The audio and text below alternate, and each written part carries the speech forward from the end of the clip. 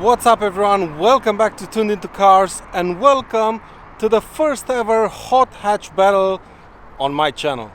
And today's two candidates are the awesome Honda Civic Type R and the new Volkswagen Golf GTI TCR.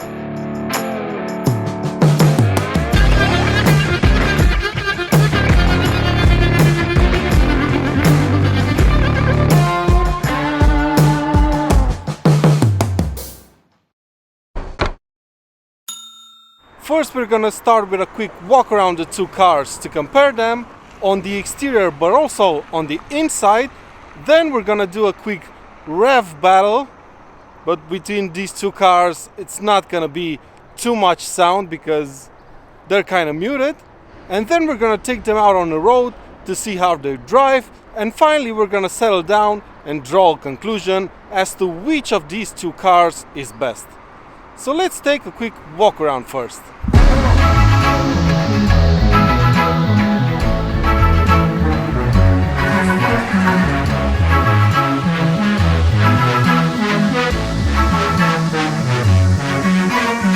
Both of these two cars are the top of the line front-wheel drive hot hatches that Honda and VW can produce. Both cars feature sporty design details, but oh my god, does the Type R turn things up to 11. I may be in the minority here, but I absolutely love the way this car looks like. 20-inch wheels come as standard, there's a huge wing on the back, and everything is rounded up by these massive wheel arches and side skirts. Mind you, these are not just design features, this car actually produces downforce. Renault had to build a limited edition of a special edition Megane RS to be able to go faster around the Nürburgring than a Civic Type R. The TCR is not as extreme, but compared to regular GTI performers, there are a few noticeable changes. It sits 20mm lower to the ground, the body kit is slightly more pronounced, and these exclusive 19-inch wheels complete the look.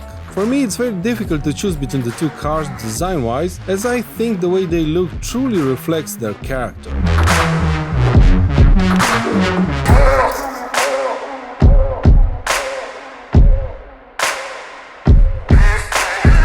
The interior of the TCR doesn't really have anything special that tells you that this is not a regular GTI product. The upholstery is a bit more colorful, there's a motorsport style red marker on the steering wheel and some Alcantara on doors and gear lever, but that's it really. The Type R follows suit, and beside these quite excellent sports seats and the manual transmission gear knob, it's pretty much a standard Civic interior. The Honda is the most spacious and practical of the two, but as far as technology goes, the Golf takes it to another level. The infotainment system is great, it's very easy to use, and the graphics just look a lot better than in the Type R. But before we move on to the rev battle, I'm really curious to see what you guys think of the design of these two cars. Although I kind of know the answer, at least regarding the Type R.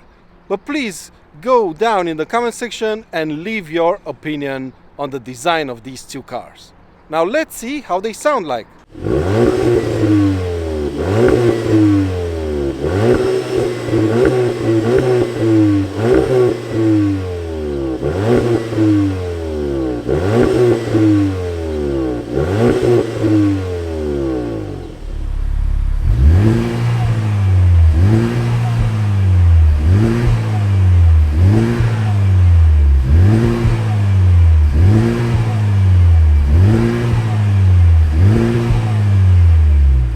So yeah, nothing mind-blowing, they're 4-cylinder engines at the end of the day, but even so, the Type R really needs more sound. Like now, Honda. It's now time to drive these two cars, and the first one I'm gonna take out on the road is the Civic Type R, because I think that this car is the benchmark in the hot hatch segment. So without further ado, let's jump into it. The Honda Civic Type R. This car feels manic when you're driving it at its full potential. The VTEC sound, this perfect driving position, and this very involving manual transmission make this car feel very special. And I'm not gonna hide the fact that this is my favorite hot hatch on sale right now.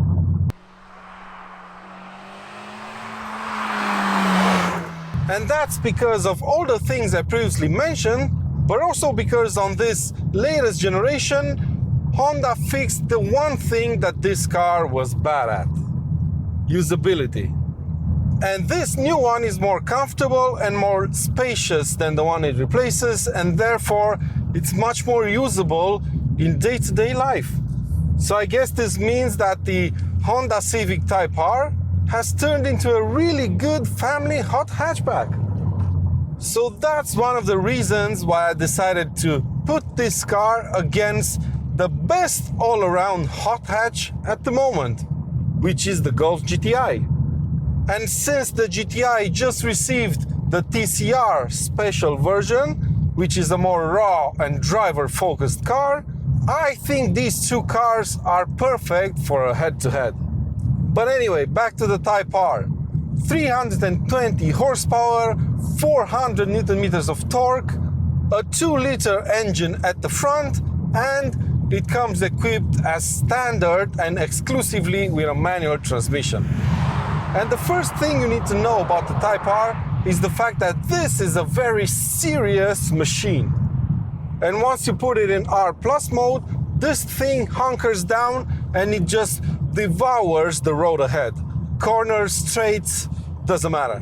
There is significant turbo lag below 3000 RPM, but after that, this car is terrifyingly quick.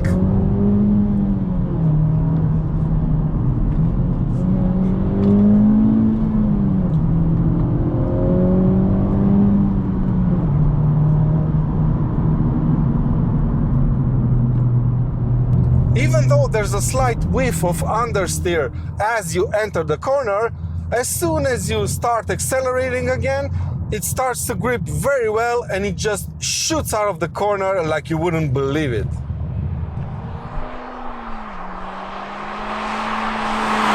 There's very little body roll, of course, and you can't even make this car lift off oversteer.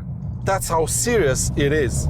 Steering is on point, it's weighty in your hands, and it's pretty precise.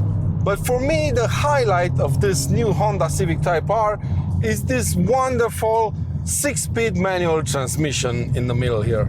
It's properly engineered, it has a lovely mechanical feel to it. It actually feels like you're changing gears yourself without any help from electronics, and it just makes for a very involving driving experience. And this car really feels like it's been engineered by people that love driving. But enough about the Type R.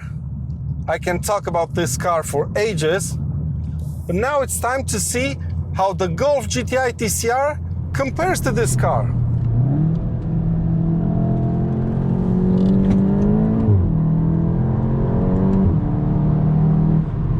At first, they seem quite similar, but as you rack up the miles, you soon start to realize that this car would really benefit from a manual transmission.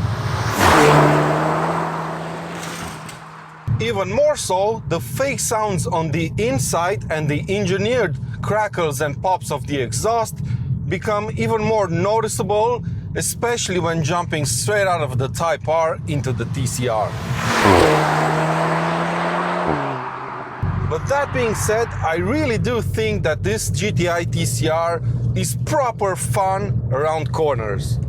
The limited slip differential at the front is exceptional, the car corners flat, and there's very little understeer. There's less torque steer than in a Type R, but throttle response is not as sharp, especially lower down in the rev range. This GTI TCR is 30 horsepower down on power compared to the Type R, but even so, it's quicker to 100 km per hour from standstill. And because both cars weigh pretty much the same, I'll put that down to this excellent 7-speed DSG transmission.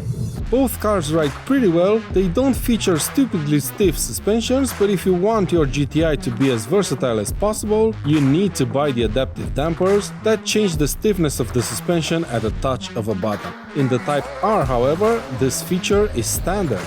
Another difference between the two cars is the steering. It's much lighter in the GTI, even in this car's sportiest setting. But it's not as quick to respond to your inputs as that in a Type R.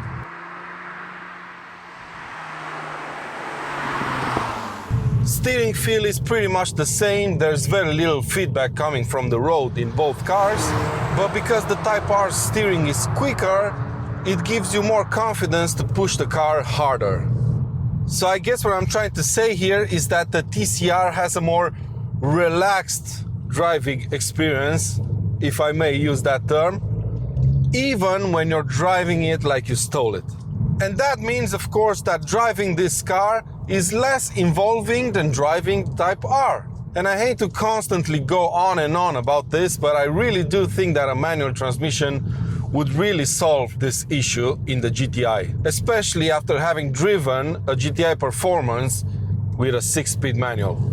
The base price of the GTI TCR is 420,000 Swedish, while the Type R will set you back 350. But if you buy the Honda with the GT package, the difference between the two cars is smaller, but you do get a bit more kit in the Type R.